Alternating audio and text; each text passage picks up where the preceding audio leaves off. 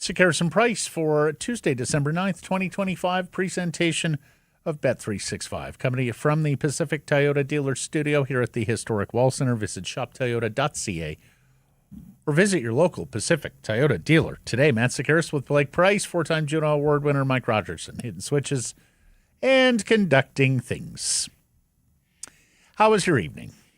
It was pretty good. Mm-hmm. Yeah, sat down on the couch. Thought I'd see if maybe, just maybe, the Vancouver Canucks could win back-to-back home games for the first time in 71 years. And I think that's what it feels like anyhow. And the answer was no. Yeah. March now. Last March, I believe, was the last time they won back-to-back home games. It's unbelievable. It's a second year in a row where they go out on the road, they win some games, they take care of their business, TCB, and then they come home and they just spit up on themselves and just watch all these standing points go out the window. It's a tough product to sell. Yeah, and oh boy. So I had a buddy go last night, 2 lower bowls, $100 a pop. And that's for Detroit. A big, who's got a little more gravitas than your run-of-the-mill. I mean, it's an original 6 team. And we're going to show you some ticket prices later. Needless to say, and the arena had some empty seats last night. That was visible on television. And so you wonder whether that's going to get someone's attention and get some balls in motion. We'll get into that here in a second. First, we'll start with our daily poll question. Will ownership allow a Quinn Hughes trade? You can vote yes, you can vote no, or you can vote not this year. Mr. Price, what says you? I think they will allow it. And I think they will eventually be convinced of its need this year. So I'll vote yes. I know there's every reason to vote no. I know history tells us that this is a meddling ownership group, and they're going to be about the here and now. Now, I do want to carve out a little bit of a niche here for they'll be okay with it, but management just won't ever convince themselves that the return in a trade is enough. And I think that's a narrow pathway, a possibility that really can't be proven either, that they had the green light but couldn't find a deal. But we've had that excuse given about a couple of other instances in recent Canuck history. And that's my fear, Matt, is that they get into a position where they can make the deal, but they don't make the deal because they're picky. We're going to get into... Because it does not satisfy all constituencies being the hockey operations department and ownership. And its design. Yeah. And we've got an example of it coming up in just a few minutes here. We're going to talk about that. So I voted not this year, and I voted not this year because I am accustomed to seeing this organization paralyzed in decision-making, particularly when it's a tough decision, and kicking cans down roads. So in that regard, I'm not sure anything is different with the Quinn Hughes decision.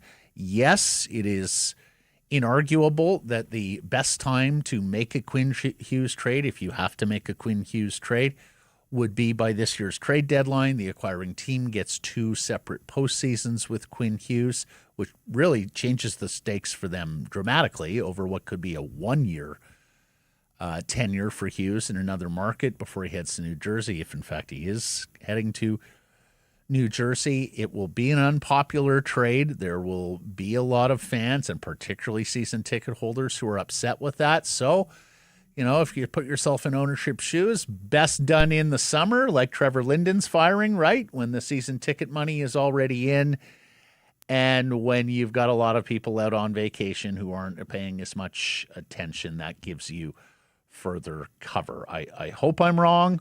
I hope they hit a home run on a trade by the deadline. I do think there's a I've said this consistently. I don't think you are losing the trades simply because you were trading Quinn Hughes, the best player in it. I think there's a winning trade to be made here, but I think you're going to have to do that before March 6th and the trade deadline. I think in the summer the return gets lesser and gets less and gets more underwhelming. Matt, I don't want to get people upset yet because I do believe it is possible for them to pull this off. But can you imagine an underwhelming trade in the summer for Quinn Hughes? Can you imagine the consternation over? Well, but again, really, that's it? For the maybe the best player to ever wear the jersey. I think there's like a 90-95% chance that the immediate reaction is going to be really that's it anyway. Yeah, it's possible. And I think when you're trying to replace that player, yeah, because every casual knows Quinn Hughes. You're probably not going to know all the component parts of a Quinn Hughes trade. Nor will you get any guarantee that they'll come close to being Quinn Hughes. We saw an example of it this week. Everybody's tying him to Detroit, where, of course, he's got some family history and ties, lives there, University of Michigan and all that. Marco Kasper. So we did a clip last week, I want to say, with Frank Corrado talking about how he really likes Marco Kasper's game. I believe Dollywall has also reported that, hey, Kasper is someone the Canucks were interested in. This is a one-time top 10 pick in the draft. He had a good year last year. The last time I checked, he had 3 goals, 3 points in 27 games. And people are like, are you kidding me for that guy? Well, that's a pedigreed hockey player. He's a young hockey player, can play the middle. And it's better than 3 goals in 27 games. This could very well be a step-back season for him. Now, for all I know, maybe Marco Kasper does not become a top 2 center. Jury is still very much out on that. But in terms of being illustrative, Canucks fans and how they're going to feel about some of the component parts in a Hughes trade, I think was telling. Just to flesh out Kasper, 19 goals last year in his rookie season. This is just his sophomore year. 21, 22, what was he like? He was 20 then. He's still just 21. Wow. Yeah, so there you go. So and look, I suppose there's a possibility that you could see like a Shea Weber for PK Subban, like star for star trade, but I'd be surprised. Oh, yeah. So, barring something like that, where someone who's got pretty significant name value comes back, I suspect there will be hue and cry when the deal goes down, yes, regardless of what time of year it is.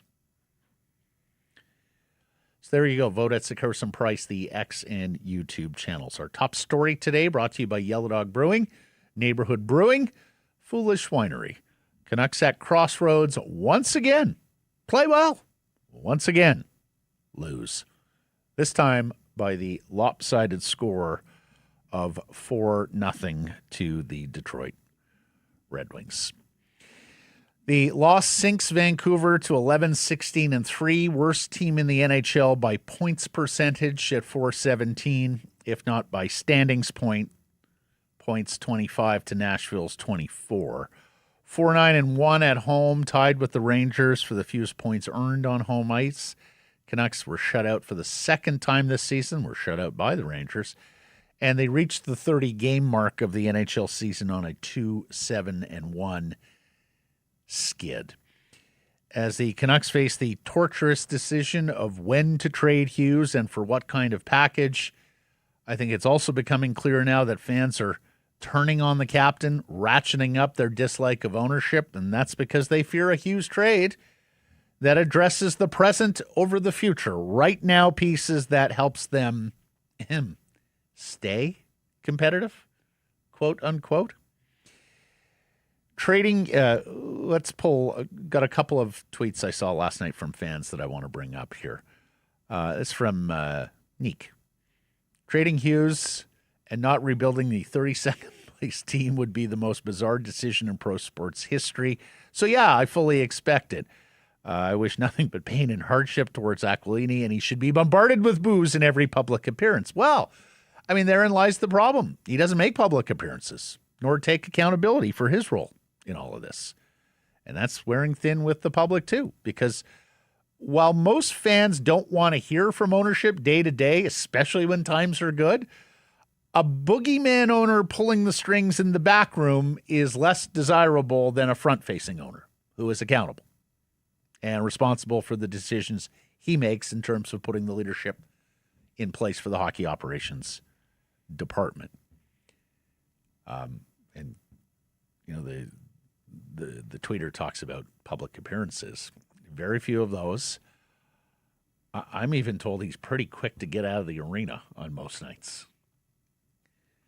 You don't often see him.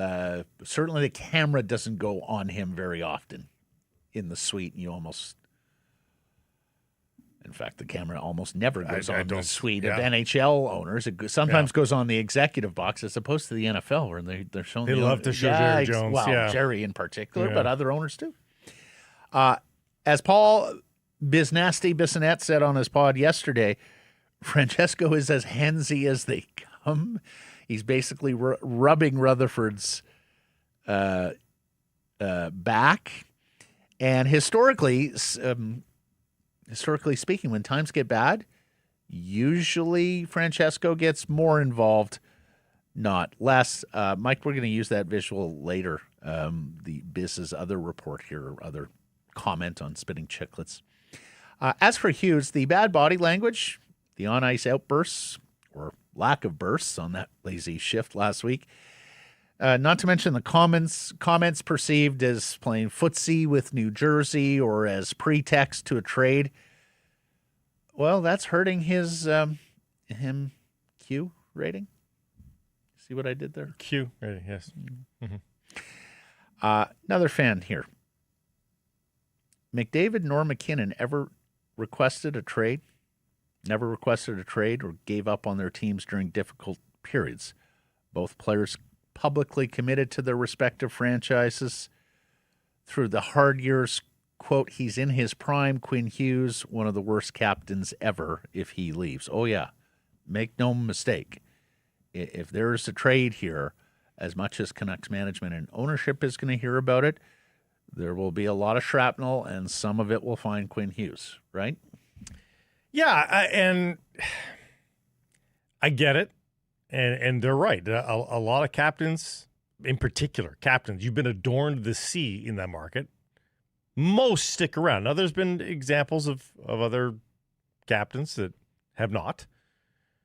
But at the same time, part of the deal for a player of Quinn Hughes' level is help me get a Stanley Cup. Help me challenge for a Stanley Cup.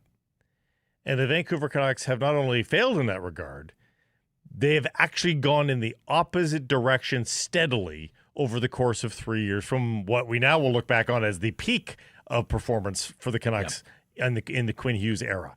So, hey, has Austin Matthews and Connor McDavid and Nathan McKinnon, have they been disappointed in years that their teams have had in their eras? Yeah, for sure. And I think Austin Matthews and Connor McDavid are at risk of having a real five-star version of that right now. Neither is probably super pleased with the way their team is playing. But they have come closer to tasting success. Edmonton has come very close. Yes. Edmonton especially. Leafs not so much. And Edmonton's, they're above the playoff bar. They're underachieving. The Leafs have done a good job of at least, entering the playoffs with expectation. Yep. They've had that. And to be fair, there will be another cohort of fans who no flies on Quinn, who completely pin the tail on the Canucks organization. But understand with that other class, those who are turning on Hughes, they are Vancouver loyal, they are Canucks loyal. They're loyal to the laundry, to steal a Seinfeld line.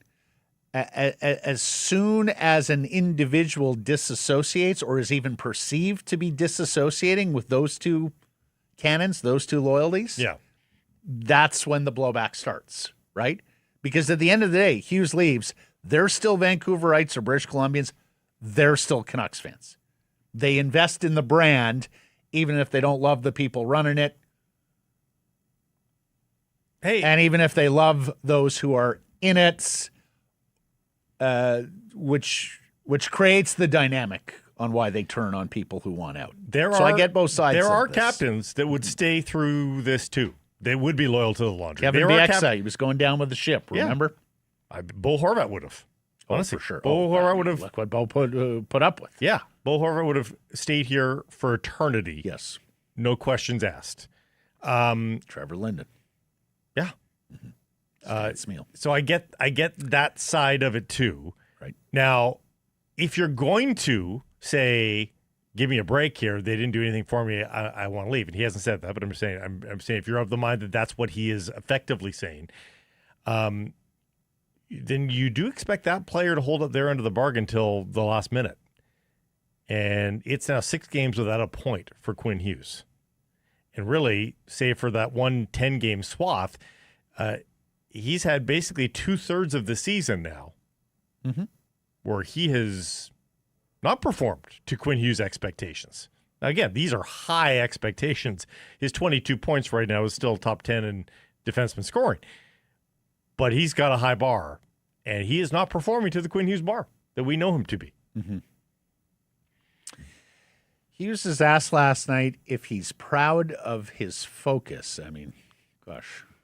Do you want a purple ribbon here? Well, I'm just saying, when they get upset with media, he's asked if he's proud of his focus after a loss when he's not playing great. And listen to where he takes this answer, because a lot of Canucks fans picked up on this. Here's the captain. I mean, I think it's difficult just because, I want to win and where we're at in the standings, and credit to them. They have some really good players, and they've done a good job through the draft, and you see that coming to fruition now. But it's not like that's a top 3 team in the league. We played them well tonight, and it just couldn't capitalize on our chances. As far as other things, I mean, I think I'm doing everything I can. I think that playing as good as I can, and if it wasn't like that for me, for my standards, then obviously that would be a problem. A couple of things here. Number one, that last part. As far as the other things, I'm doing everything I can, playing as well as I can. Not sure that's actually true. He's not playing terribly. No, 7 shot attempts, 4 shots. But if I wasn't doing that for me and my standards, that would be a problem. Okay, well, 6 games without a point says something. Yeah. Says something. Yeah. I mean, I perceive that last part as don't blame me. Then the other part that didn't go unnoticed by Canucks fans, he took a question about his focus and losing taking its toll, and he roped in the Detroit Red Wings draft efforts. Now, is he messaging on high, or was he simply looking for an exit ramp within the question before addressing his focus or the losing? And look, we could very well be reading too much into it.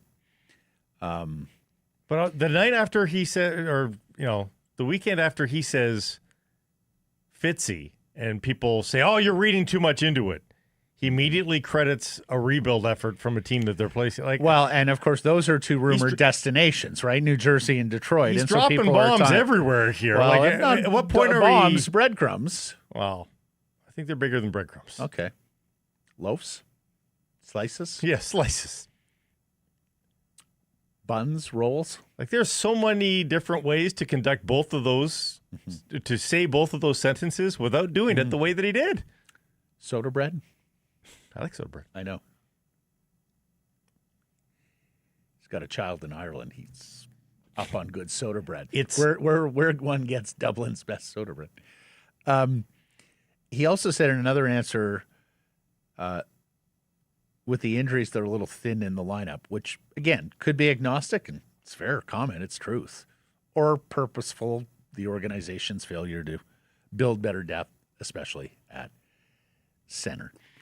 The bottom line is this franchise has gotten unlikable pretty fast this season. Calls for Aquilini to sell the team, and we're seeing cracks in the attendance armor. And I do say armor because, historically speaking, attendance hasn't waned proportional to the losing. And this does lead one to wonder whether ownership has finally hit its breaking point with regards to trying to be year in, year out competitive and do just enough to keep the patrons coming back to Rogers Arena. On that front, there is conflicting info. Chris Johnson of TSN on their Insider segment yesterday said there's pressure to bring in immediate help. Darren Dreger talked to us yesterday about it's high time that Alvin and Rutherford at least hit a single at center, stem some of the bleeding at a position that is like clearly costing them night in, night out. Mike Russo of The Athletic in Minnesota reports that the Kiefer Sherwood ask has gone from a pick and a prospect to a roster player and a first-round pick. Now, we know the Canucks were canvassing the league. Dreger told us last week, David Piniota talked about this as well last week, that while there were some who were of the belief that a Sherwood trade would go down quickly just to, hey, let's do something here, get everyone off our back, the Canucks found that there was broad interest in the player, and so now they're sifting through the offers and they're trying to put the screws and pressure people to up the ante. Alas, Sherwood is goalless in his last 10. He's pointless in his last 8. His value has decreased even as this reported price has increased. So explain that one to an interested GM, right? Yeah, and it's eminently predictable. This is not a guy who scores 40 goals. Like, he has proven that over a long professional hockey career. Great that he had 12 in that short amount of time, but you knew that would come crashing down. And so you had to know that the offer would go down accordingly. The other GMs around the league know what Kiefer Sherwood is. They like him still. He's still got value. But you can't shop him like he's a 40-goal scorer. So I'll be interested to see what ultimately that returns. And I'm not saying they missed an opportunity because, I think that NHL GMs were saying, no, we're going to wait a little bit. We're not going to buy this guy on the heater of all heaters right now. Let him cool off, and then that price will cool off. And that's what happened. Conversely, on the no, they do have an eye to the future side. We showed this earlier. Biz Nasty on his podcast also saying, I'm hearing rumblings that Aquilini put it in Rutherford's hands, whether to rebuild or not. And look, there's two ways of looking at that as well. Francesco says, well, Jim, you do what you think is best. If you're Rutherford, the owner wants a certain way, right? Even if he is empowering you. And, does a 76, 77-year-old want to rebuild? Because effectively a rebuild means you're almost certain not to be there when the fruits of that rebuild are happening. Now, there is a credo, a code amongst general managers. You do what's best for the franchise and its long-term competitiveness. Well, competitiveness, period. And it's your legacy. Regardless of what your station in life or your contract says. So we'll see where that goes. But what we do know is the ticket market here is baby bum soft. And fans do have agency, both with their wallets and with their voices inside the rink. And while there was a smattering of boos last night at the final horn, most had already left. The more jarring evidence was the empty seats as opposed to the mood of the faithful inside the building. Then there's this. Did you see this, Blake? You remember the Student Rush program? And in January, it brought the Canucks a whole lot of ridicule because they priced a game against the LA Kings at $179 per ticket for a student. Apparently, they were marketing to the supercar lot at UBC. Well, the price... Stanford students. What's that? Stanford students who can afford it. Yeah, exactly. Like Harvard Law grads. Yeah. Well, the price of those student tickets last night was down 73% from where it started. It's made a steady decline over the last 11 months. $49 a pop last night to watch NHL hockey with a valid student ID. Look at this tweet from Brian. That's from a cheap, 179 cheap to 89 to 79 to... But it's still not nothing. And you're still asking a student to pay that. So my suggestion would be this. Take away the student billing of this and just say last second rush tickets and let the family with two school kids all pay that price. Yeah. Let everybody get in there. But here's the problem, Blake. And this is what they're already in trouble with some of the prices on the resale. I paid full price on the resale market. Yeah, we talked about it. Like, I had a friend go to a Canucks game, the Dallas game. I believe it was on a Thursday. He paid $160 for the pair, lower bowl, like $80 a ticket. So your season ticket holders are already feeling like suckers because they're like, oh my God, there's inventory each and every day. And look, on the resale market, the prices keep tumbling down. As for the trade rumblings, Dollywall says the Canucks would like to get Nico Hischier back from New Jersey, but they're trying to win a cup, so trading one of your top two centers. I mean, David Pagnotta linking Quinn Hughes to the Rangers. Quote, with all the attention on the Devils and Quinn Hughes lately, another team to look out for is the Rangers. That would allocate a lot of dollars to their back end, but it wouldn't be a shock to see the Blue Shirts taking a swing. It was Nick Kypreos earlier this year that says he's heard that all the Hughes brothers want to play for the Rangers someday. Granted, Luke has since signed his long-term extension. We will talk to Pagnotta on Thursday and see what he's hearing on a Quinn Hughes deal. In a moment here, we're going to go down to Rogers Arena Live, where Jeff Patterson is taken in practice. And there's news. And there is news from Adam Foote, head coach, and the Canucks. But first, tell us about our friends at Yellow Dog. Big Kappa Copper Ale. I like a good copper ale. And Yellow Dog's brought one back. They're good friends with another talker in this market, Jeff O'Neill at the world-famous Seafox, and they've got a collaboration here going back 10 years. Big Kappa pours rich and golden brown, smooth malty backbone, a little caramel sweetness, just enough to keep it real. It's balanced, bold, goes down easy. Now you know, the Big Kappa Copper Ale from Yellow Dog. Let's bring in our Canucks reporter, Jeff Patterson, the host of RinkWide Vancouver, live from Rogers Arena, where, well, Jeff, we wanted to see what gives with Elias Pettersson, lest we forget he has missed the last couple of games with injury. What can you tell us? Well, I can tell you that you're probably going to hear the goal horn behind me, and don't be surprised if the music gets cranked up here. You may have seen on the broadcast last night, there's a group of young next-gen participants from Saskatchewan that are here getting a 2-day experience with the Vancouver Canucks, and they're going to actually take to the ice to play a game. And Al Murdoch is at the microphone ready to do player announcements and introductions. So I just mentioned that by way of the fact that there could be some background noise, maybe competing for airspace here in the building. As far as Elias Pettersson, it sounded like fairly good news. Adam Foote suggesting that another day of progress here, that he hopes that EP40 is going to be on the ice at practice tomorrow. So they've got 2 days here between games. Today was an optional skate. Most of the veterans took the day off, and Elias Pettersson among them. But according to the coach, he has his fingers crossed, and he couched it with things can change, and we've certainly seen that already this season.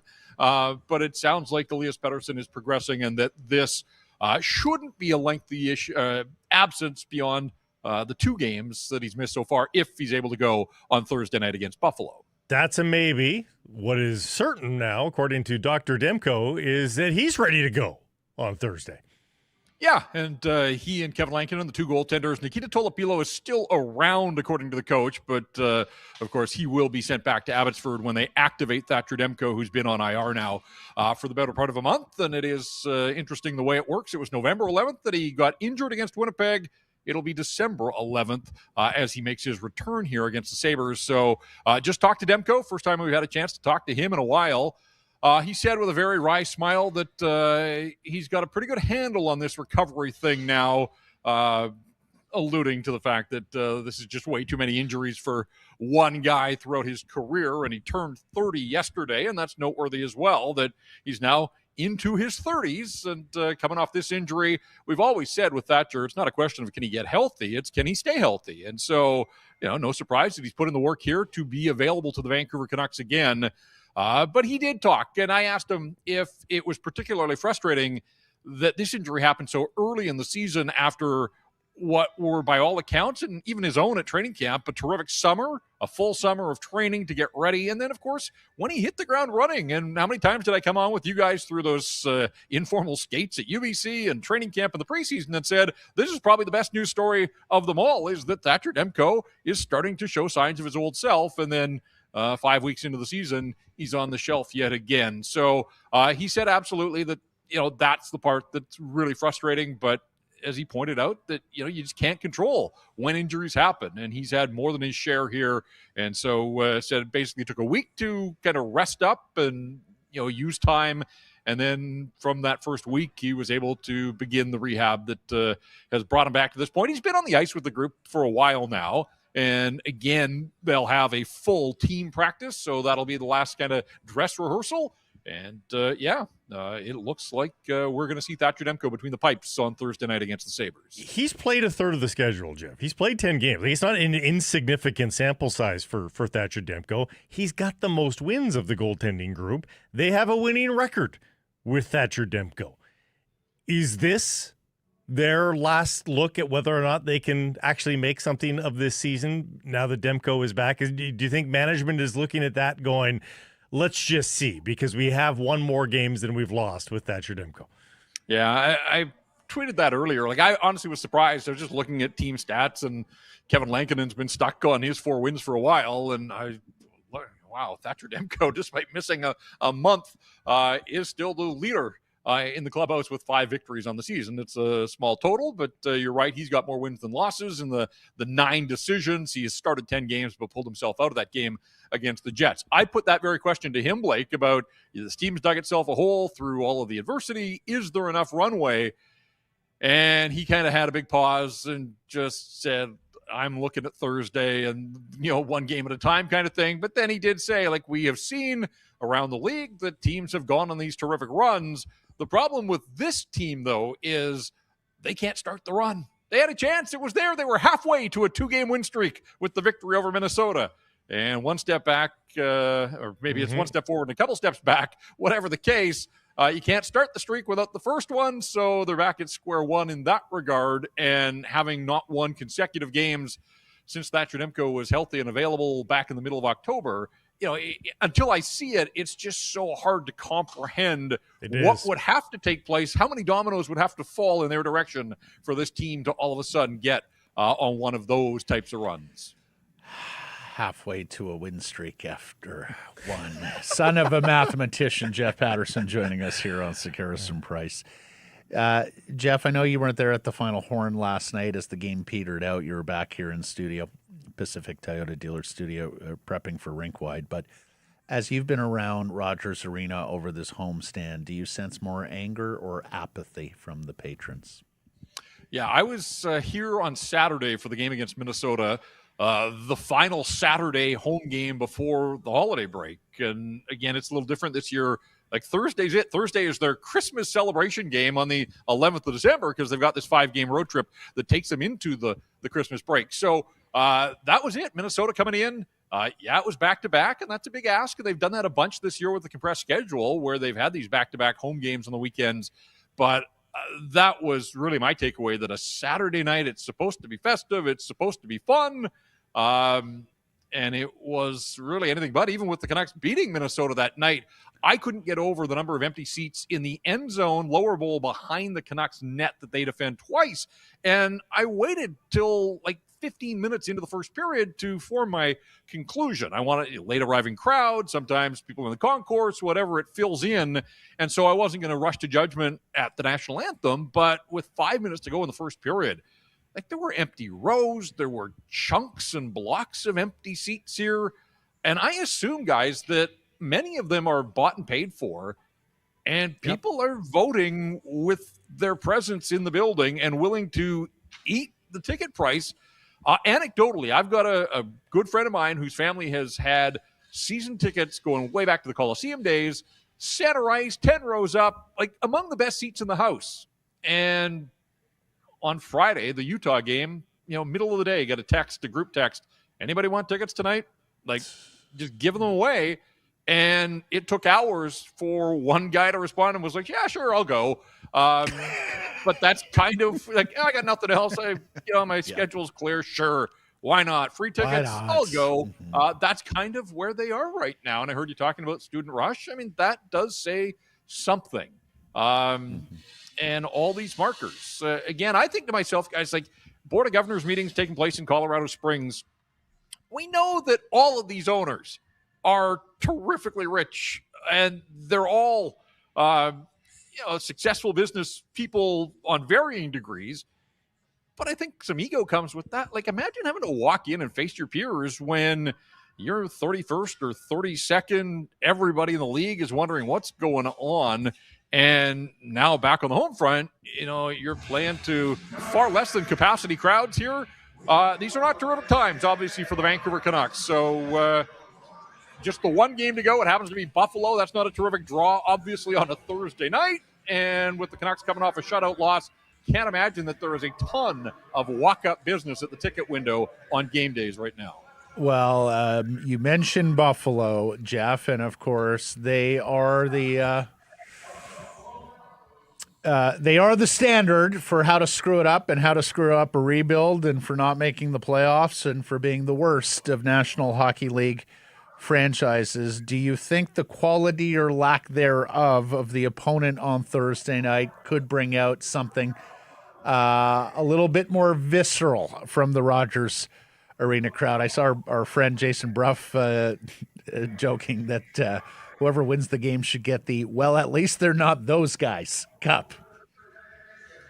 I would say that the opponent to me doesn't really matter, but I understand where you're coming from.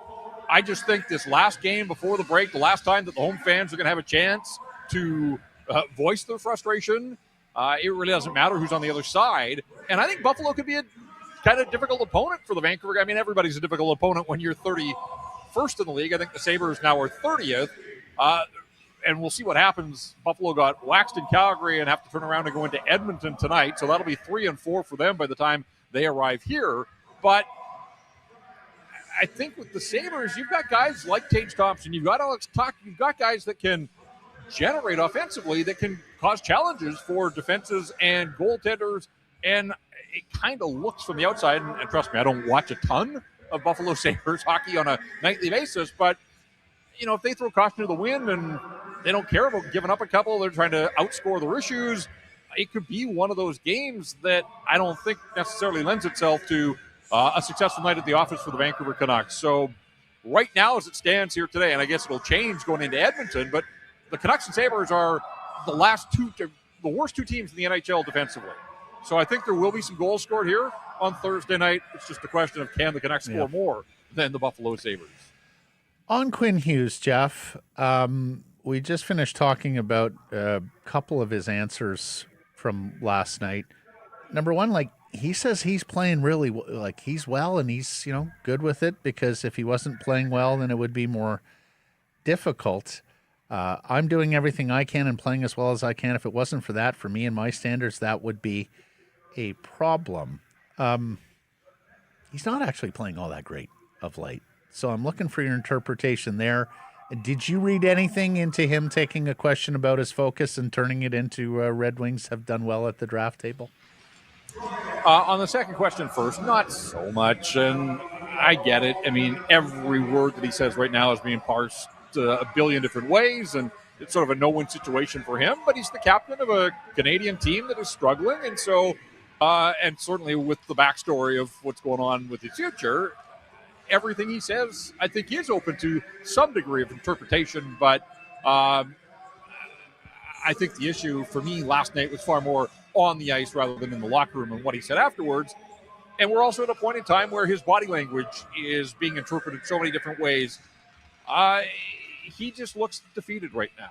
And you can understand why. His team has 11 wins in 30 games. And I know that he missed 5, but he's the focal point. He is the offensive driver, and he's going through a slump unlike any other that he's ever experienced in his National Hockey League career. So these are uncharted territory, or this is uncharted territory for him. There are still moments in every game where you're like, damn, it's there. He's still doing a lot of Quinn Hughes things, but obviously it's not adding up to any sort of offense The power play, and he's a huge part of that, is in an 0 for 20 rut. Like, what would a power play goal do to cure a bunch of the slumps for not just Quinn Hughes, but beyond the 6 points or 6 games without a point? It's 2 points in 9, which followed that incredible 10 assists in 3 games. How does it go from 10 assists in 3 games to absolutely nothing? So, he looks frustrated. He looks defeated. I don't think he's got a lot of answers. And there was the one line in one of his answers too last night where, he suggested that they're trying as hard as they can. And I'm not here to quibble with the effort most nights, but again, I think that's a pretty stark admission that if they are trying the best they can, and the best that they've got is getting shut out at home by a middle-of-the-pack Detroit Red Wings team, and the fact that outside of the game against Minnesota the other night, it's 1 goal or none. That's a pretty tough way to make headway in the National Hockey League.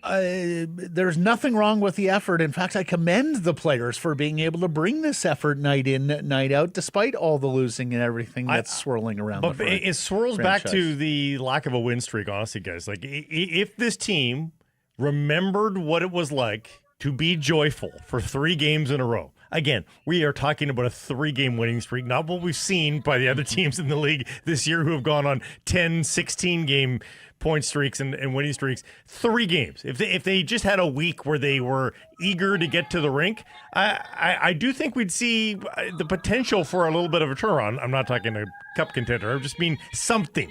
But, you got to get there somehow. And to your earlier point, Jeff, I just don't know how they possibly get there given what they've got down the middle right now. Well, and I think if you go back, like the start of that California trip, they beat Anaheim, and it was a fun game, trading chances. They came out on the right end of that one that night.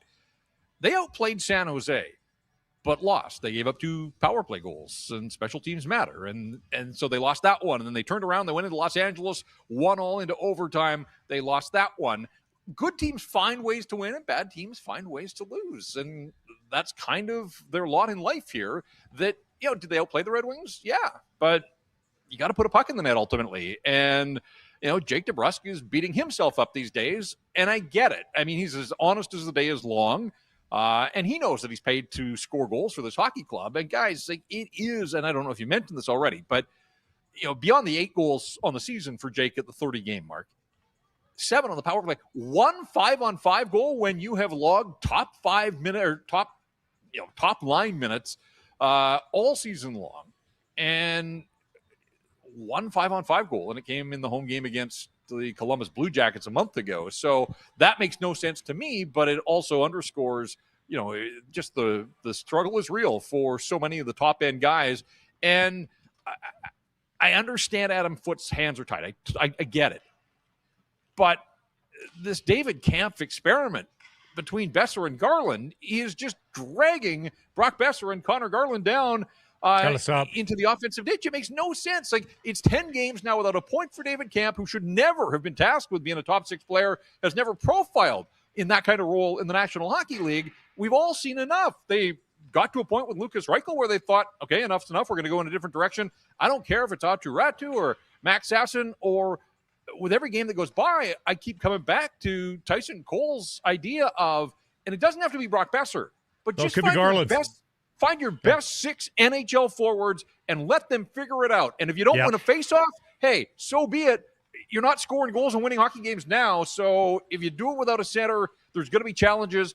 But something tells me that 6 legitimate NHL forwards are more likely to figure it out than continuing to put the square peg in the round hole. Look at Drew O'Connor. Drew O'Connor does not have a ton of experience down the middle, particularly the NHL level, but even in the AHL, honestly, you're right. For whatever deficiencies you might have defensively on coverage, you are bolstering your chances of scoring a goal. We've been talking that Tyson Cole question to Brock Besser a few weeks ago. Tyson of Canucks Army. Hey, would you try center if they ask you to play center? I mean, for God's sakes, like anyone at this point over David Kampf and Lucas Reichel. Please and thank you. Lastly, for me, Jeff, report from Mike Russo in Minnesota that the price on Kiefer Sherwood has gone up from a prospect and a pick to a roster player and a first-round pick.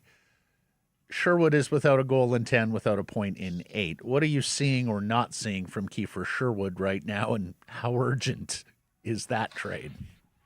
Yeah, I mean, I think a lot of it comes back to who is he playing with. And, he's moved up the lineup at times, but there's just such a lack of offensive talent down the middle for this hockey club that it makes it challenging for the wingers to be expected to put the puck in the net. He brings an honest effort, and I don't think that's changed an awful lot here. But guys, when you look at Kiefer Sherwood's resume this season, 9 goals in October, 3 in November, and now we're a week into December and none. So, yes, he still leads the Vancouver Canucks with 12 goals at the 30-game mark, but he was never going to be the guy that scored. His start was incredible. It was fun to watch, and it was part of the reason that this team was able to tread water. They were getting production from unlikely sources, and Kiefer Sherwood was certainly up the top of the list there. My concern with Kiefer Sherwood isn't the way that he's playing. It's that the longer you hold on to him, if you are going to trade him, and I'm pretty certain that they are, it would be the best trade chip get hurt at some point. And that's a very real possibility. And so I do wonder if they would be prudent to move him sooner rather than later, if they know what the market is, rather than dithering for too long. I think you have to be decisive. And if you know the direction that you're going to take, then why wouldn't you pull the trigger? And look, it's fine for them to ask for a first-round pick and a player. Like, I can ask $5 million for my house. If somebody wants it for $5 million, hey, they can have it. I'm not going to find that purchaser, though, right? So the asking price is one thing.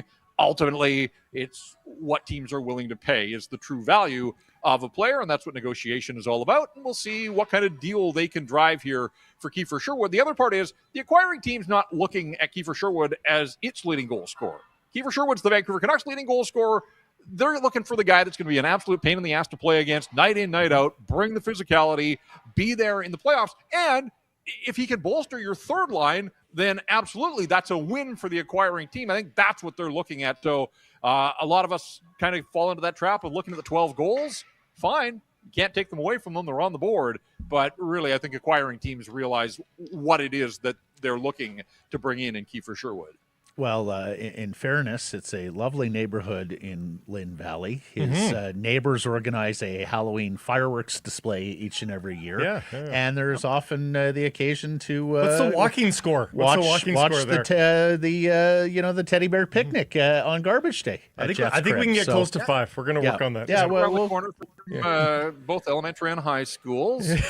We did a total overhaul of the backyard last year too. So there's nothing needed. $5 million, it's a deal. It's plug and play. It's plug and play. Lineup starts around the corner. Yeah, exactly. I think we'll lose an employee if he gets $5 million. Yeah, exactly. Don't nobody buy Jeff's house. We need him covering the Canucks.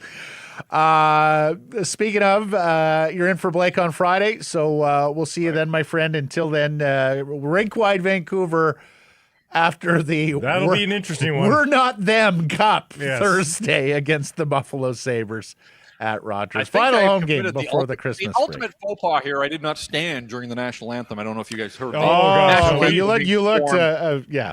You didn't need to say that. You look standing. We would never have known. Thanks, Jeff. Stick through the whole thing. All right, guys. JPat, Jeff Patterson.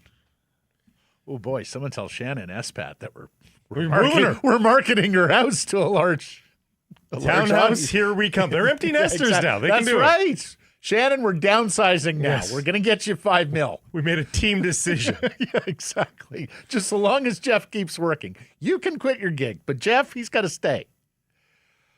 Okay. Well, I mean, as for the game last night, Canucks don't deliver any run support for Kevin Lankinen, but once again, this goaltender not sharp, took his 6th straight loss, got pulled after 2 periods for Nikita Tolopilo, who doesn't allow a goal. It is the first time Adam Foote has got his hook out for performance. He did have to replace Demko, you remember, against Winnipeg, that game a month ago, for injury, but this was the first time he gave the goaltender a hook. The good news is that, as Jeff mentioned, Thatcher Demco is healthy and is probably going to start on Thursday Foot mentioned that last night. There's a reason why they've practiced here, even if today was an optional in back-to-back days, as they wanted to get some work for Thatcher Demco. Let's hear from the coach on giving Lankinen the hook, and then come back and discuss poor Kevin.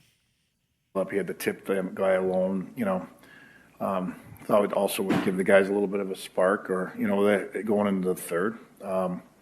Lanks has been a good pro, and sometimes it's just not your night, and it wasn't all on him. He was left alone a couple times, but just thought I'd see if we get the guys going. Yeah, Foot also mentioned he's going through something right now. You may remember he took that personal leave last week, and for that reason, we're on this show at least not going to pile on Kevin Lankinen. Blake and I got word last week that the personal matter for which he took leave is quite heavy, so and we don't know the specifics here at all, but was just told that it was something The fact that he's still would weigh playing on anyone. Yeah. Exactly. So a lot of sympathy and empathy going Kevin Lankinen's way. He's a terrific pro. We said last year, boy, what an impressive person he is.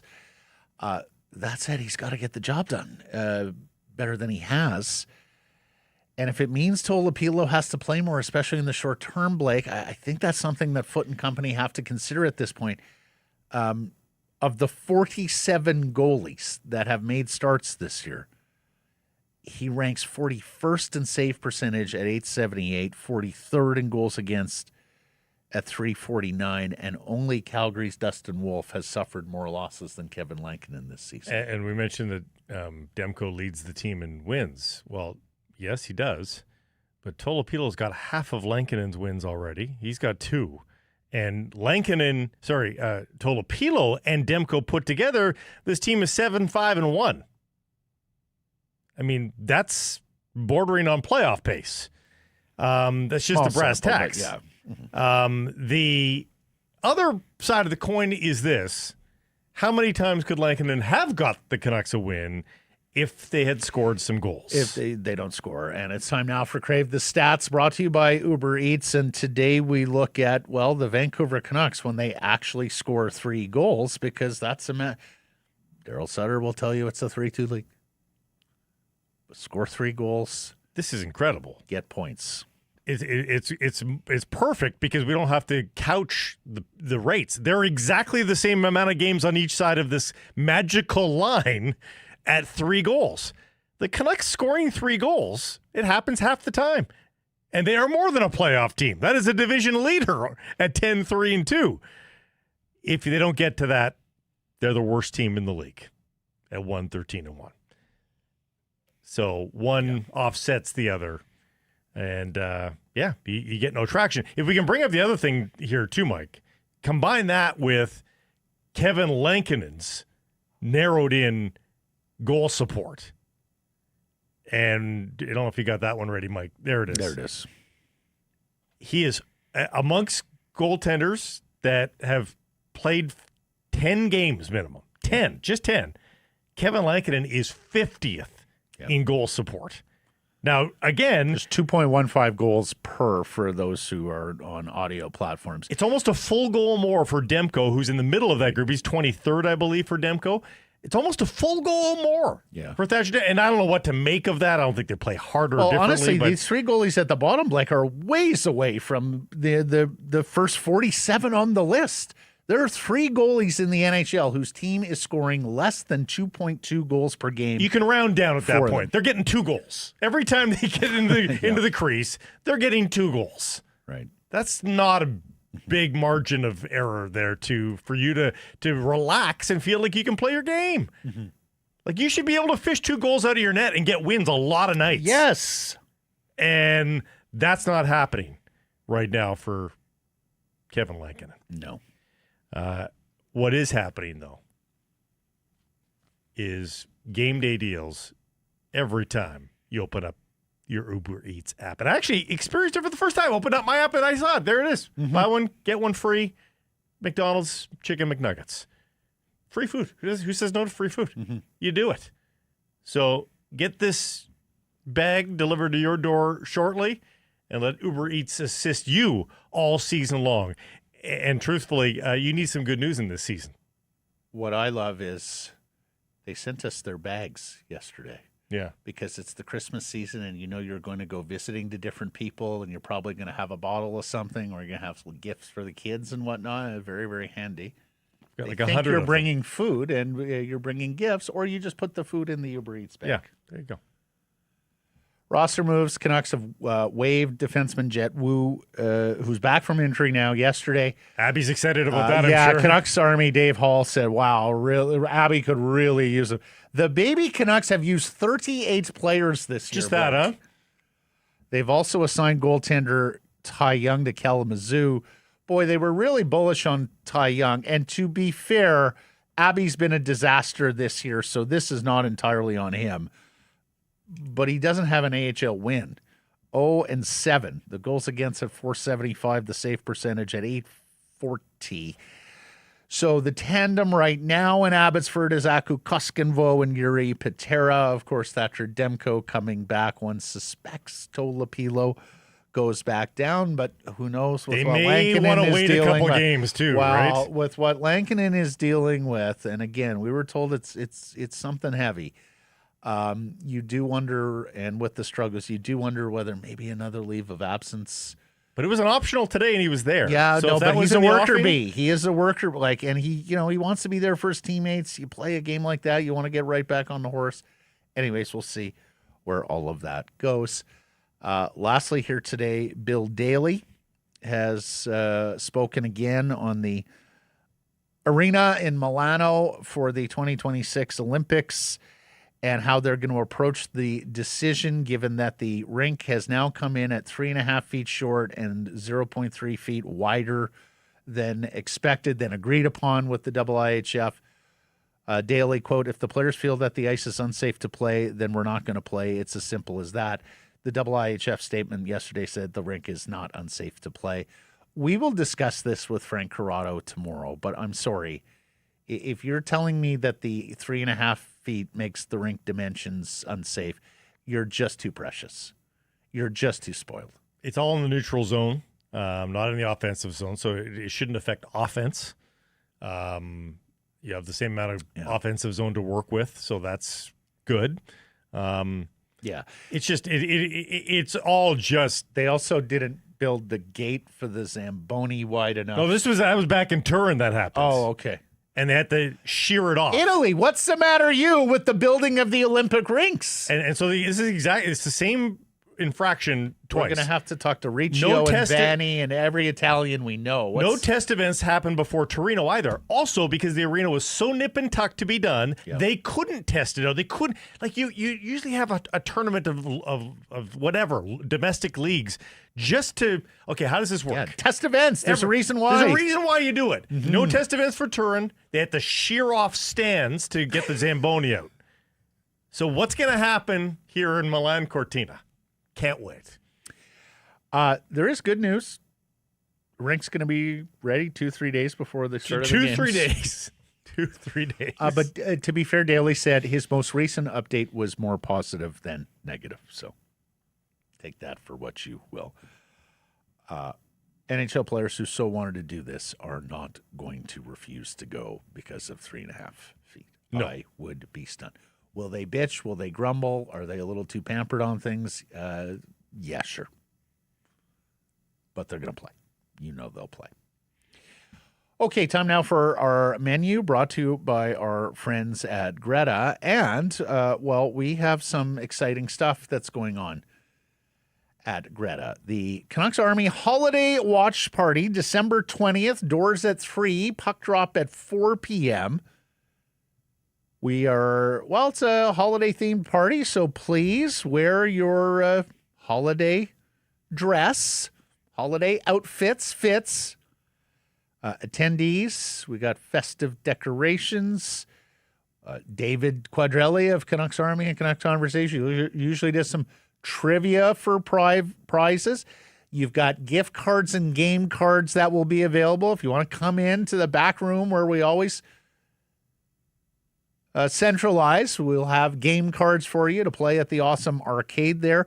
You can book your table. Text 604-256-4022. That's 604-256-4022. 4022 to reserve your table. They were having a little bit of an issue with their open table link. It will show you that the event is sold out. It is not sold out. And we can also tell you they got some specials going on 1 hour before puck drop until 10 p.m. or the end of the game. $3.33 gets you a certain brand of beer, also gets you a house shot. And then there's $3.33 deducted from the nachos, the wings, and the Greta burger. Greta 50 West Cordova. Let the games begin. Cam Robinson is going to join us later in the program. We'll talk about this busy already off-season for Vancouver Whitecaps FC. MLS free agency starts tomorrow, everybody. Plus, they're going to know where they play in the CONCACAF Champions Cup after today. We got World Cup news. We got the BC Lions schedule. We have great news for a local Vancouver golfer. She's punched through and made the big tour. Plus more from the baseball winter meetings where there is rumblings around both the Blue Jays and the Mariners. All that coming up on Sekeres and Price later today. Time now for our Bet365 bets of the day. Did you see who won last night? No, I don't keep track of your... 1 goal or less, paying at plus 375. Yeah. Cha-ching. I had the under, also cha-ching. But did it pay at plus 375? It did Blake? not. No, it didn't. Then I'll go first. The St. Louis Blues have won 2 in a row. But, of course, they're missing 4 forwards who are out with injury, including their fine rookie, Jimmy Snuggerud. Jimmy Snipes, great nickname. One of the few modern great nicknames. And I won with this last week as well. Blues at home last week were favored over Anaheim. I said, give me the Ducks. Blues at home tonight are favored over the Boston Bruins. Give me the Spoke B at plus 105. Blue Jays make it to the World Series final. World Series. So World Series final. World Series. Yeah, just the World Series. Whitecaps make it to Champions Cup final and MLS Cup. Canadian team won the Grey Cup. Don't get into details there. Of course they do. The Raptors would like to jump into this. Yeah. Well-wishing. How about you win a cup? So we're not going to get into the ins and outs of what the NBA Cup is because nobody knows. Nobody can explain this. What we can tell you is the courts are quite striking on television. It takes a lot of work, one would guess. I did find out. Every NBA team only has 80 games on the schedule. And after every round of the NBA Cup, they dole out your remaining 2 games. Yeah. So, anyhow, Raptors are into the Eastern Conference semifinal, taking on the Knicks. Ooh. And the Raptors have just been playing very good basketball of late. They want to get in on this cup parade thing that's been happening across Canada. Take the Raptors over the Knicks, plus 175. This segment, a presentation of Bet365. Whatever your bet, it's never ordinary at Bet365. Download the app, get in on the game, use code NATION when doing so. Must be 19 or older. Please play responsibly. Cam Robinson coming up next.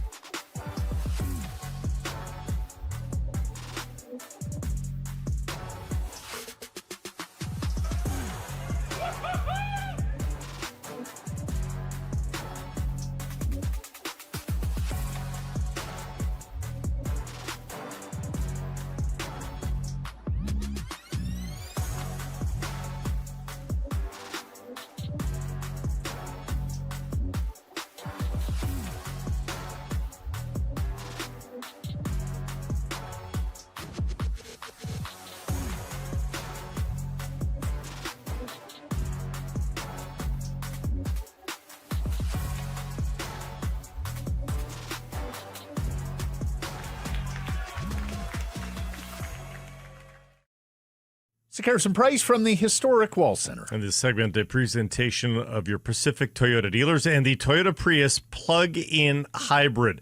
If you have not driven an electric-based vehicle, whether a full electric or a hybrid, you need to get yourself to your Pacific Toyota dealers and ask to take one for a test drive. The Prius is fun. Throw out whatever you think you know about a Toyota Prius and go in fresh for this newly designed, beautiful-looking car that drives, well, it's just really fun. It'll restore your love of getting behind the wheel. Great cockpit as well.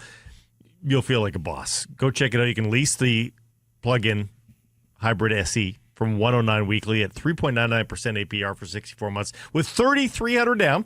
Visit shoptoyota.ca for your local Pacific Toyota dealer today and have some fun driving. Feel like a boss. I Yeah. love it. Cam Robinson's a boss. He's a boss at Elite Prospects. He's their director of everything. DOE. We talk to him Tuesdays, and every so often he has a new title. Yeah. Omnibused onto his job description at EP. How are you, partner? Doing well. If I keep adding titles, I'm going to need, first I'll need business cards, but I might have to use front and back, hey? Legal. It's a legal size piece of paper for your Yeah, business exactly. card. Yeah, exactly. Legal. People don't carry business cards anymore. Silly you, Blake. No. Yeah. Let's start with the poll question, and we'll go from there. Okay. Do you see Canucks ownership allowing a Quinn Hughes trade, whether it's this season, the summer, or ever? When would you bet? When would I bet versus will they allow it are two different questions. Will they allow it? I think they're going to have to allow it, or stare down the barrel of him walking away for nothing, which would be a complete death knell for the organization. When would I bet that it happens? Oh boy. I mean, the buzz certainly sounds like it's getting louder. I don't think we can downplay that. It does seem like it's ramping up a little bit here, maybe quicker than many people expected. Management, Quinn, the rest of the league.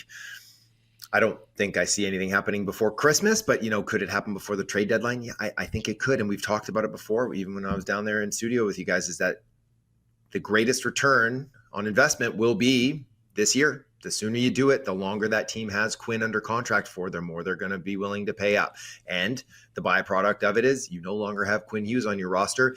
Thus, your team is worse. Thus, the likelihood of getting a higher pick increases. So if you know you're not going to be able to retain him, the sooner you trade him, the better, assuming you get the package that you desire. So what that about is the hockey. What about this draft, though, too? Like, how important is it to get the trade done this season because you want to get in for this draft rather than just get draft picks for the next draft? Is this draft that much better than next year's, do you think?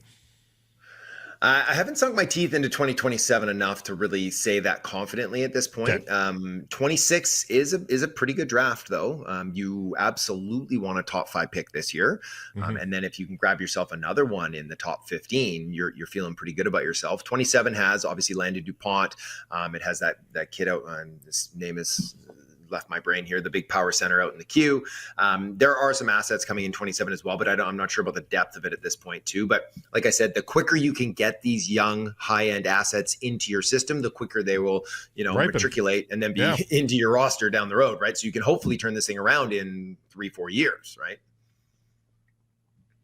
I believe you mean Alexei Joseph. Yes, Joseph. With the St. John. And I believe you mean Sea 1 to Dogs. 2 years because that's probably the the speed The at which. appetite? Yes, the appetite, I would think. Oh my God, this kid is 6'5", 200 as a 16-year-old in He's the queue. good, too. Holy cow. Obviously the best hockey logic, Cam, is to get a trade done by this deadline. But they have tickets to sell. They have a lot of home games after the deadline. They have season ticket renewals to consider, not to mention public blowback too. Tougher decisions that are going to draw the ire of your local NHL fans are best done in July or August in the summer when people are distracted or away on holiday. You catching my drift here, buddy? Without question. And of course you can then, bring up like, if you wait until the draft that, more teams could be available to get involved. Even though Quinn, his contract isn't that prohibitive for most clubs to absorb that money into their system.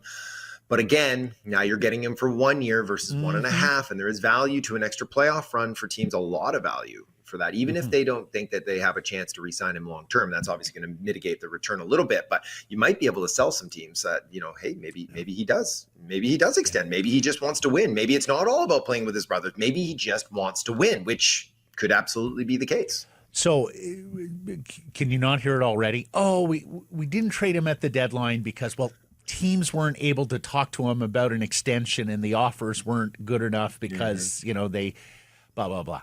And then you get to the summer. Well, at the draft, there's going to be tons of teams, who have failed in the Stanley Cup playoffs and are more desperate. Oh, okay, now free agency has started. And, the teams that have missed out on the big free agents, now they'll be more desperate in July.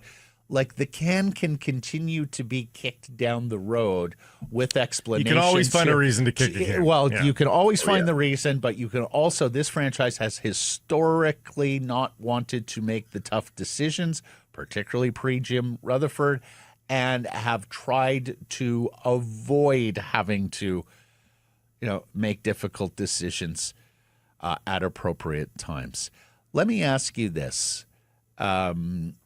We talked about Detroit last week. I see once again the New York Rangers have been brought up.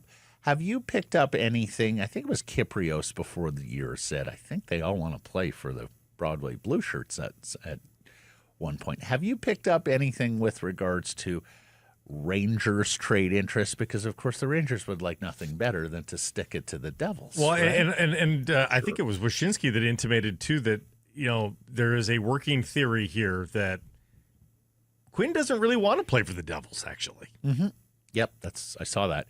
And of course the Canucks have made 2 trades recently with the Rangers: the JT Miller trade and the Carson Soucy trade as well. Talk to me, Cam Robinson. What do you think? I mean, let's just get this out, right away here, is that the package has to be massive if you're trading him this year. It has to be. Even though it's only a year and a half or whatever it is, it has to be massive. This is a true blue superstar in the prime of his career. You simply do not get an asset like that on the market often. In a lifetime, sometimes you go without it. So you can go ahead and shop them. And if 25 teams around the league aren't calling, engaging what that could mean to get Quinn Hughes, they're not doing their job. So I wouldn't be surprised at all if the Rangers are in there, kicking around. I haven't heard their name, but it wouldn't shock me. I've heard Columbus a couple of times as a sneaky team that might be interested. Obviously, other than Detroit and Philly, we've heard about Carolina, I'm sure would be very, very interested. These teams that have stockpiled assets, U23 assets, have draft picks. It makes a lot of sense for them, especially if they have a chance to win in the next year and a half. And with the Rangers, do they have a chance to win in the next year and a half, right? I think that's a very valid question. And again, like, Quinn doesn't have any trade protection here, and the organization doesn't owe him to be like, hey, do you want to play here? Do you want to go to Columbus? Do you want to go to New York? I'm sure he'd say yes to New York or wherever. But he wants a chance to win.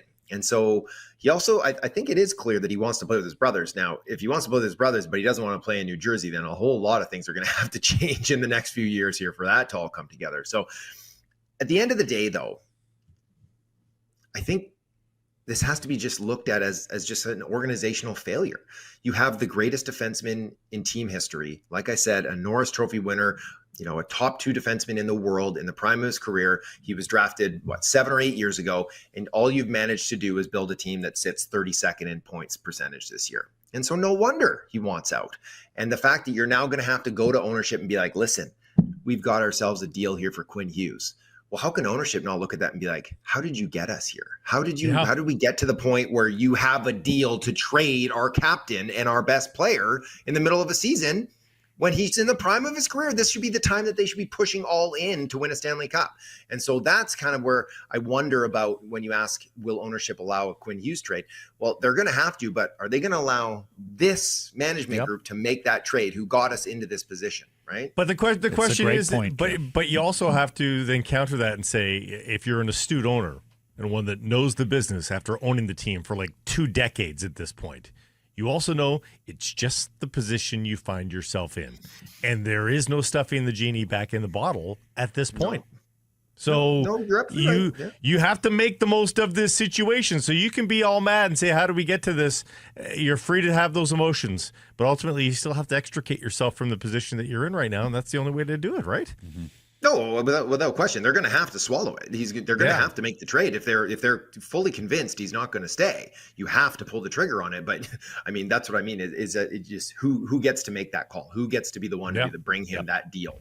And if they say, well, we're not going to make that trade this year, is this management group here next year to make that same trade? Is it Rutherford but not Alvin? Are they both gone?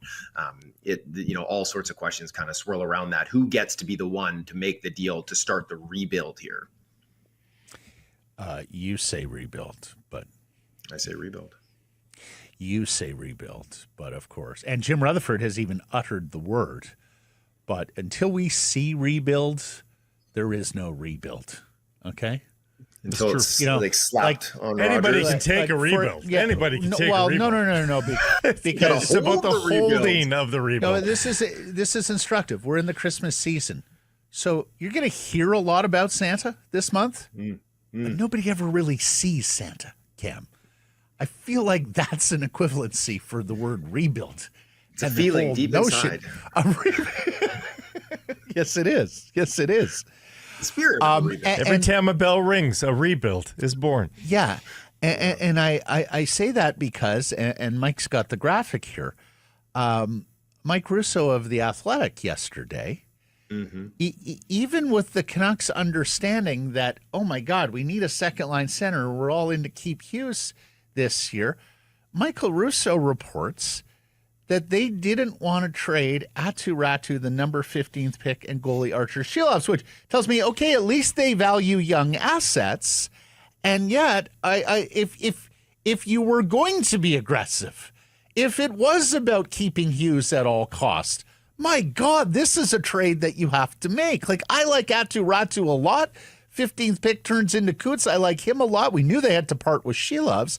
They're not willing to give up Aatu Räty and 15th overall for now, Marco we asked Rager if not about this report, but just generally. Oh, I think Russo's pretty good on the Wild. Good. I think you can take that one to the bank. What do you think? Räty 15th overall and Shilovs. Were you surprised the Canucks said no? First off, I will say Russo has his finger all over that pulse. So yes, I believe that was probably a very valid offer from the Wild. I reported this among others too, that leading up to the draft, the ask was higher. It was Tom Wielander and 15th. And maybe a second, or maybe it was Shilovs.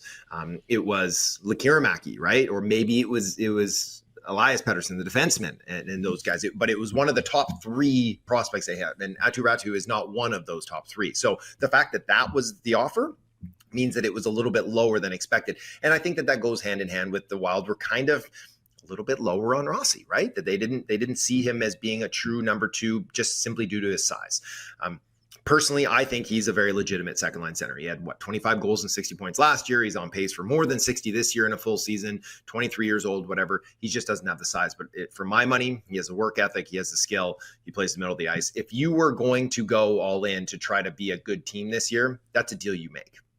So pick a lane. Let's pick a lane. And let's not forget that they're in this situation that they were having to potentially move up futures because, once upon a time they had 3 first-line centers on their team, and then they found themselves with one guy who, masquerade as a second-line center when he's healthy, in Philip Hedl, who's better served as a third if he's actually healthy in the game there too. So it's all these decisions have come into play, but I, like you, it's not horrible to turn down that trade.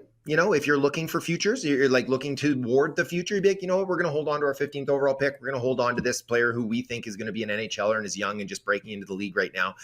You were going to lose Shilovs no matter what. And not take the U24 center, which, wouldn't have been too bad for your age bracket. If you're a full rebuild team, you're right. You can turn that one exactly, down. Right? But if you are, but that's the point. Is that the time to be aggressive and eschew rebuild was in the summer to set this season up to keep Hughes. Yeah, for sure. Now they're talking about, no, we don't want a prospect for Sherwood. We want a player and a pick. And a first-round pick for Sherwood. And I'm sitting there going, like, in what world? Like, you zig when you zag when you should zig.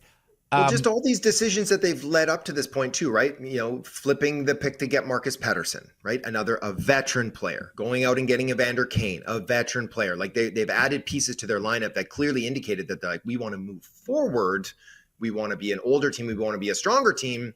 but we're not willing to peel off a couple of these assets to solidify, arguably the most important position and their weakest position in the lineup.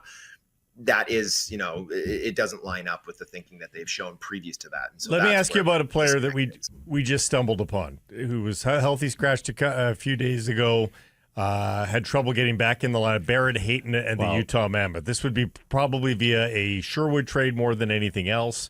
Oh, really? Yeah. Oh, okay. Yeah. What?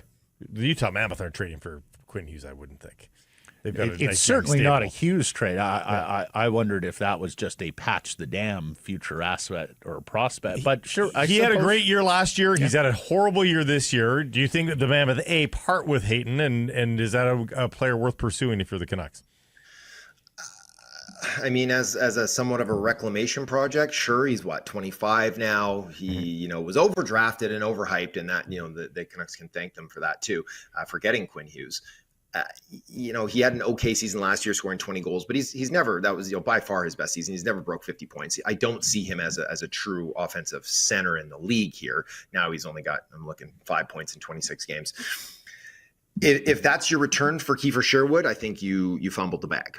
I don't think that's. I think you should be. I think you should be swinging for the fence. I'd heard that maybe they were kicking the tires on. Could we get a Kent Johnson for a Kiefer Sherwood? Younger player, far higher offensive ceiling. That's a project I could get behind if they want to go trade Sherwood for an already NHLer rather than going for picks and prospects. You take that route. You take a big swing on a high upside kid, not someone who's basically shown their ceiling already.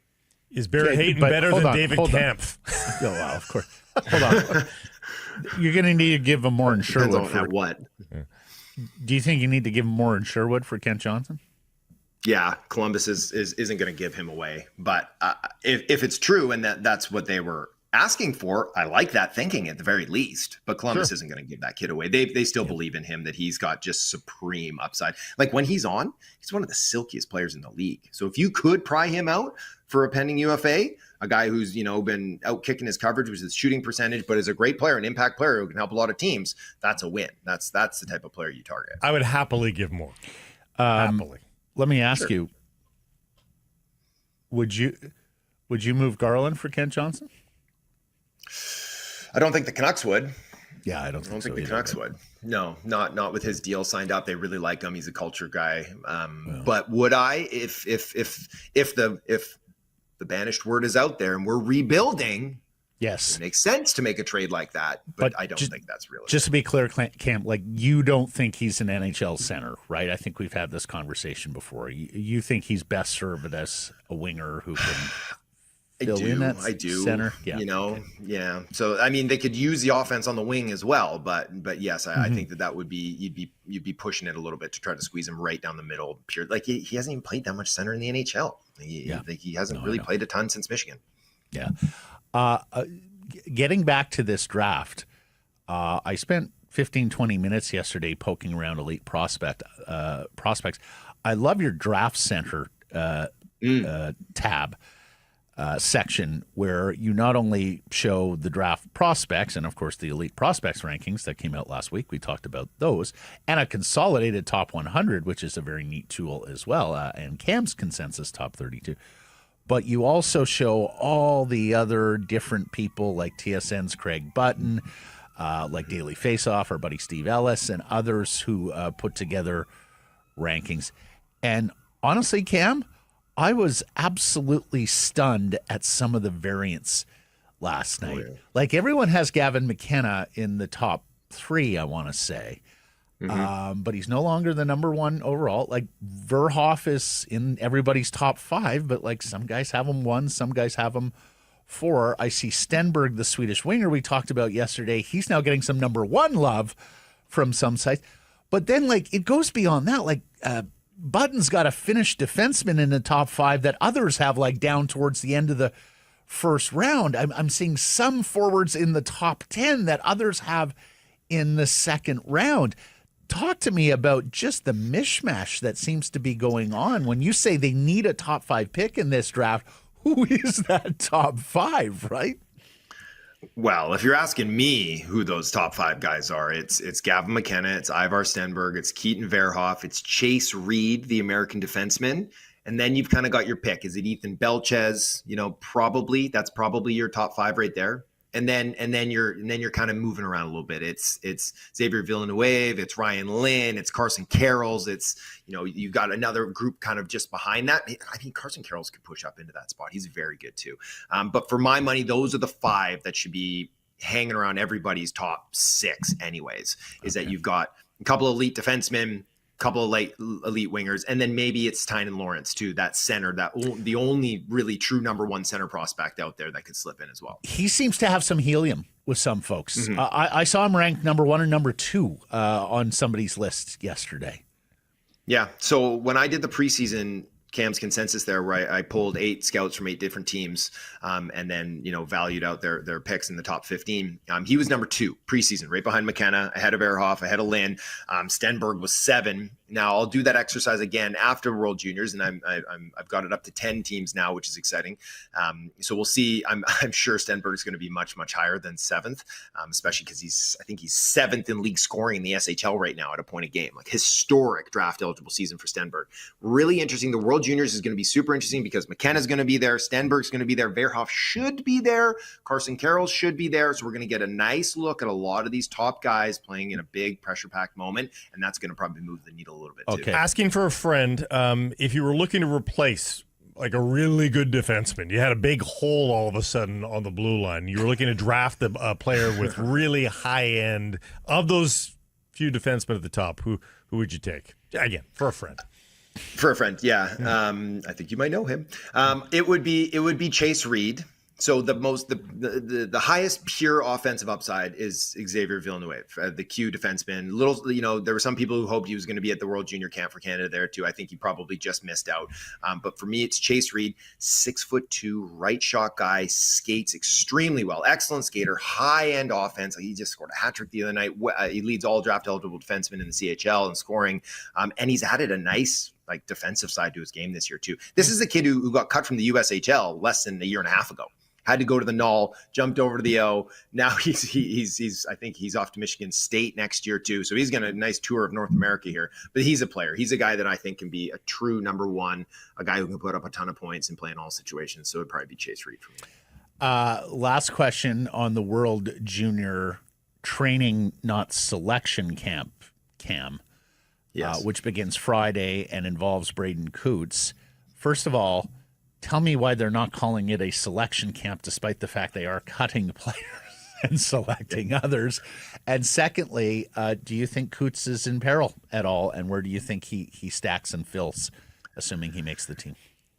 Okay, so we got 27 guys going to camp. You're allowed 25 to come with you to Minnesota this year. Canada is going to bring 24, so they're not going to fill it out all the way. Obviously, you can only dress 20 for any game. So there's going to be 4 guys that are coming there to sit and watch. And if there's injuries, then they'll slide up.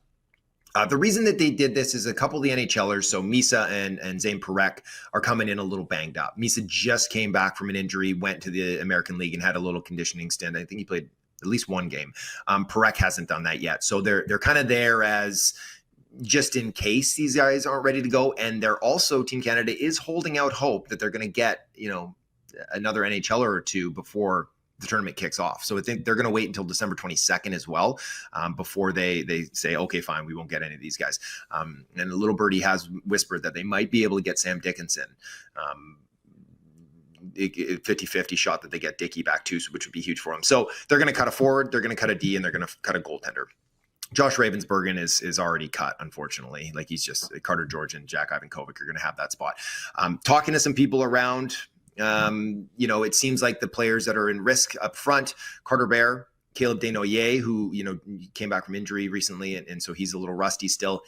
And Braden Coots, I'd say, are kind of the bubble guys up front right now. One of them's going to likely get sent home, and then 2 of them are probably going to be watching from the sidelines as well. On the blue line, I think we're looking at Jackson Smith and Keaton Verhoff as guys right now looked at as bubble guys. One of them's probably getting sent home. The other one's going to start in the press box. I think Coots has a bit of an uphill battle, but he has a really strong history with Hockey Canada. Captain the U18 team there, loads of points last year in Texas for the U18s too. Why I think he should be on the team and why I think he should be up the lineup too is that, they have 9 centers coming to this camp. a whole bunch of them are going to have to move to the wing, obviously. And he's he can win faceoffs, he can play the wing, he can kill penalties, he's a leader, he can skate, he does all the little detailed things that you want from a player down your lineup. And, if all of a sudden someone gets hurt or they need a spark, you can throw him up and be your first line winger, and he could fit in that position well too. So for my money, I think Cooch should be ahead of a guy like Desnoyers, who I know was drafted much earlier than he was, and a guy like Carter Bear, another one who's coming off a pretty disastrous injury last year too. So I think he's got a good chance of making this team, but we'll see if he actually gets into games. All right, buddy. That is outstanding work, and we'll lean on you more and more. Cam, it looks like a season where we will absolutely be monitoring the top of this draft board, and that's going to come in handy every Tuesday. Thank you, sir. You're welcome, boys. We'll talk soon. Sekeres and Price from the historic Wall Center in the Pacific Toyota Dealer Studio, built by Arbor Lee. Big game downtown.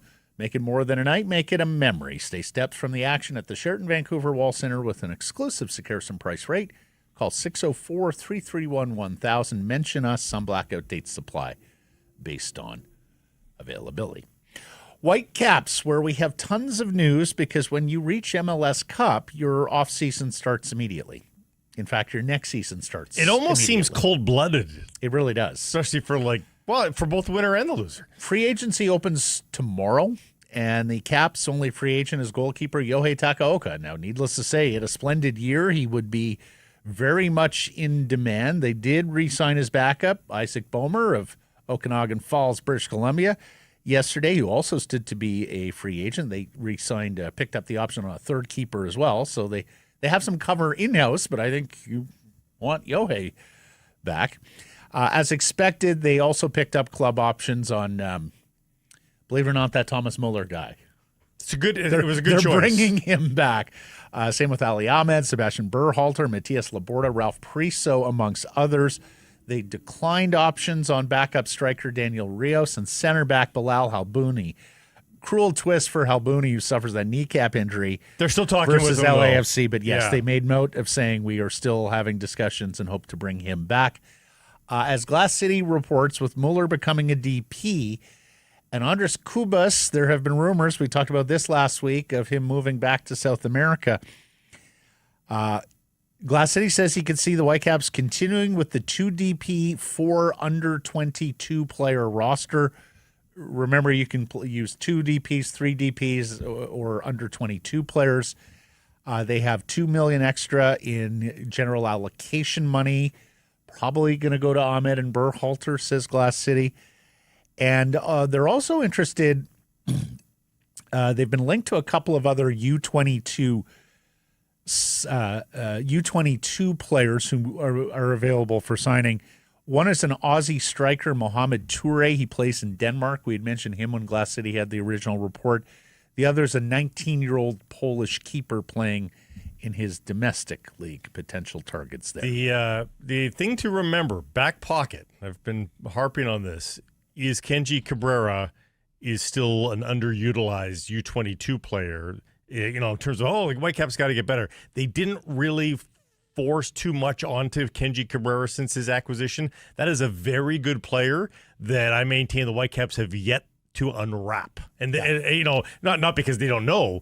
It was intentional. They wanted to bring him in slowly, make sure he knows. So, they had good players there, Blake. It was a tougher squad to crack, right? Yeah. Meanwhile, we'll find out the Caps' first opponents of 2026 today with the CONCACAF Champions Cup draw. Vancouver is in pot 1. They're the only Canadian side in that pot.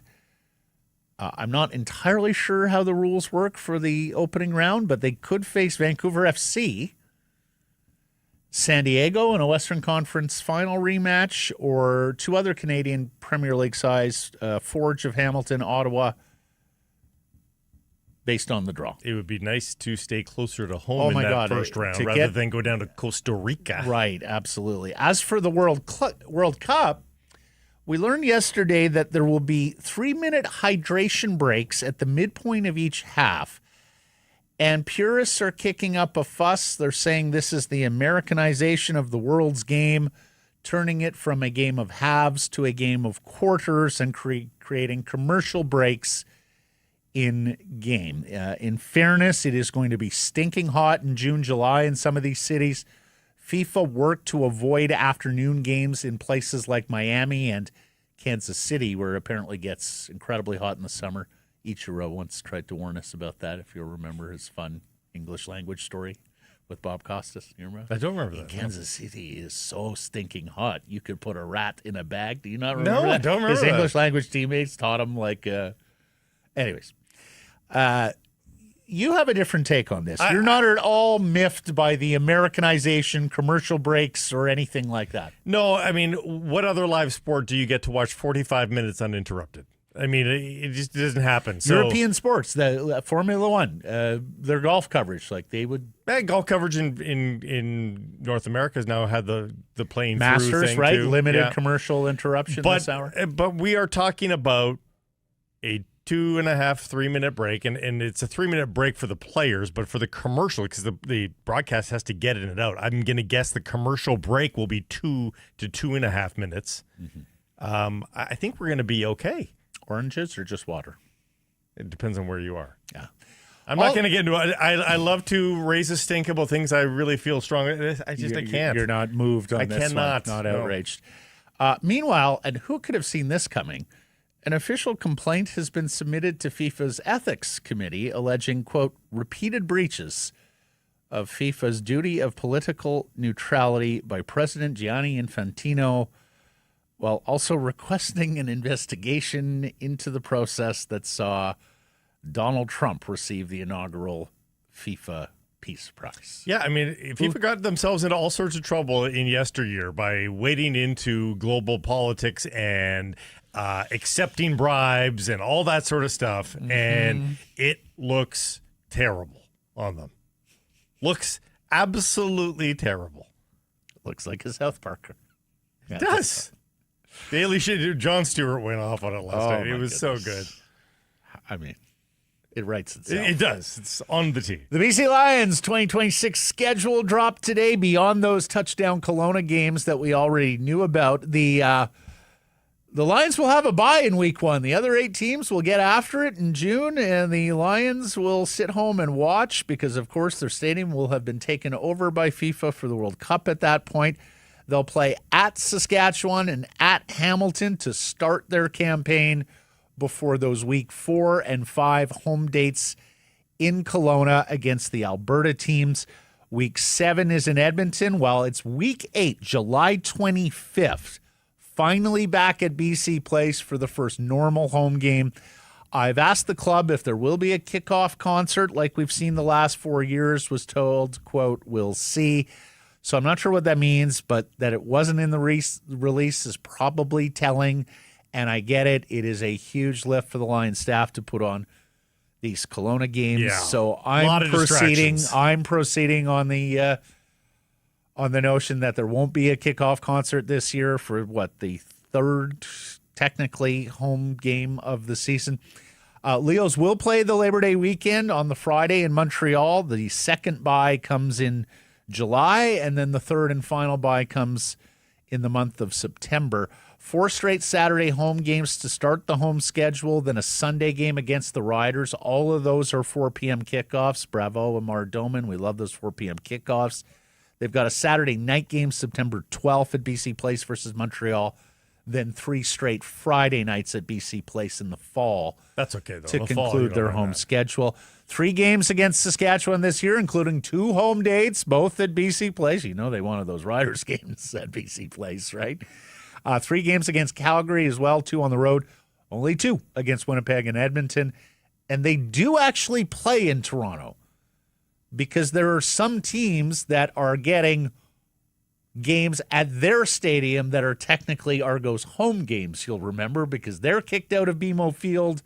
And rather than find another venue close to home, the Argos just decided we're not going to get creative. We'll just play more road games. There's a lot of old, cool stadiums around Toronto that they could have made really cool backdrops for fun festival kind of outings. Name one.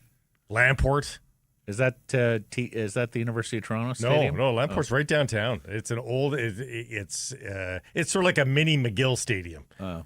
It would be small. It'd be, you could maybe get it up to 12,000, 14,000, something like that. But I mean, but then they'd have to do work, Blake. Yeah, I know. That's what I'm saying. I don't think the Argos are an operating CFL franchise on the business side of things.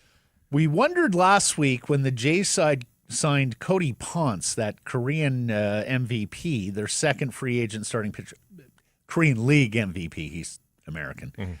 What that meant for Jose Barrios. We got a telling but conflating answer from Ross Atkins yesterday at baseball's winter meetings. Asked about Barrios' absence during the World Series and if he was happy, quote, he was not happy. He continued, he was disappointed that he wasn't in our rotation. He handled it well, but then when it came down to roster selection, he wasn't on it. He continued, Jose has been an incredible starting pitcher for his entire career, and we're very glad he's here. We certainly intend for him to be here moving forward. Okay. Tepid vote of confidence. Meanwhile, also at the winter meetings, Seattle Times reports the Mariners do not intend to trade starting pitcher Luis Castillo, despite him being the oldest and most expensive member of that deep rotation. They traded for Washington relief pitcher Jose Ferrer on the weekend, parting with top catching prospect Harry Ford. That puts them on the backup catcher market behind Cal Raleigh, while adding a late-inning lefty, late inning they hope, which was an area in need of improvement. They are also being tied to former Mariner Ketel Marte. Marte's bat has really exploded in Phoenix. He finished third in MVP voting in 2024. He's one of the best hitting middle infielders in all of baseball. He would certainly upgrade the second base position. Diamondbacks want starting pitching in return, and Marte would absolutely cost, I think, one of those young studs from the Seattle rotation. He is that level of player, and he is under contract through 2030 with a 2031 player option. So there's a lot of money remaining on his deal. Big signings today is Edwin Diaz, the closer, ex of the Mets, signed with who else? The Dodgers. It's getting annoying. $23 million a year to pitch. And this is what I hate about sports when this happens. Mm-hmm. They all decide to go to one team, and they start to give. I don't think that's a discount. Still a rich deal, but they're certainly not gouging because they all want to be a part of that team too. And so now the best team becomes such a destination that teams don't even have to be the top bidder. Yeah. It's but you know what? The Blue Jays are showing signs that maybe that could almost be the case for them. If you get a big winning season, maybe that's what happens. Maybe the Whitecaps will benefit from that sort of mentality, playing with a guy like Mueller. So if you build it, they will come. Yeah. So Jays are going to have to turn their attention elsewhere. The closer market is actually one that has been pretty robust in these early days of baseball free agency. We've seen a number of them go off the board. Emilio Pagan re-signed with Cincinnati. We saw Devin Williams move from the Yankees to the Mets. There have been a couple others who have come off the board. Pete Fairbanks of Tampa Bay, who they would know very well because, of course, they play the Rays a fair bit, is still out there. We'll see if the Jays are going to be able to land that relief pitcher. All the reporting on Toronto is like they're in on everything. They want this guy. They like this guy. Bats, pitchers, just about everything. So we'll see where that goes. Kyle Schwarber re-signs with Philadelphia for 5 years, one of the top sluggers available. That may now unlock the markets for Kyle Tucker. The Jays have been said to be in on him, the Cubs outfielder, first baseman Pete Alonso of the Mets, and some of the other big bats in free agency. And congratulations to Vancouver's Leah John. We mentioned last year at the U.S. Women's Open in the spring that there is a terrific amateur class of Canadian women who are on the cusp of breaking through to the greater world of professional golf. And today, Kitsilano's Leah John has done so at the LPGA Q Series final qualifying stage in Alabama. She was the first round leader. She overcame a 2-stroke penalty in her third round for a lift clean in place infraction, soggy course there all week. It was supposed to be 5 rounds. They reduced it to 4 because of the weather. And we can tell you now she has finished with a 1/73 in her 4th round, -8. That is tied for 10th. The top 25 earned full status LPGA Tour cards for the 2026 season. She was tied for 2nd heading into today's round, had some struggles, but had enough cushion to stay well within that top 25. And she will play many of the 33 LPGA events next year. And we have, and hopefully, give Brooke Henderson a run for it. I'd love to see 2 of those Canadian flags on leaderboards. Well, and we just haven't had a lot of British Columbian women. No. Involved on the LPGA Tour. Over the annals of time. Oh, yeah. Laurie Kane, Prince Edward Islander, of course. Demko Jones, British Columbia. Yes. If I'm not interior, mistaken. right? I didn't want to say she was interior, but Demko Jones was one of them. But for the most part lately, it's been Easterners. So it'd be nice to get back into that swing of things and have somebody local to cheer on. Yeah. There's somebody I'm forgetting. AJ Ethor. AJ as well. We see AJ. Predator. We used to I don't see know if AJ AJ was she born and raised out here though? She might have. See AJ all the time up at Predator Ridge, where she was teaching and hanging out on. Yeah, she has been patio. here for a long time. Yeah. Results of the daily poll question from yesterday. We asked you which story got most of your attention on the weekend. Caps v Messi, Hughes to Devils, talk, World Cup draw. What'd they say? Whitecaps. Yep. Percentage? 55. 58. Very good. 37% Hughes and Devils, 5% to the World Cup draw. Some of you wrote in the Canucks win over the Minnesota Wild. Yes. Okay. It was big. Super big. Hey, game 29 of the NHL schedule, man. Troy, World Cup draw was underrated. First for Gretzky and the Village people, and then for the shit matchups outside of Canada games here in Vancouver. Yes. Calling and planning for me was the World Cup draw, and by some margin, Whitecaps were a great story, but I've not watched them all year due to a lack of an Apple subscription, and the Canucks are not watchable.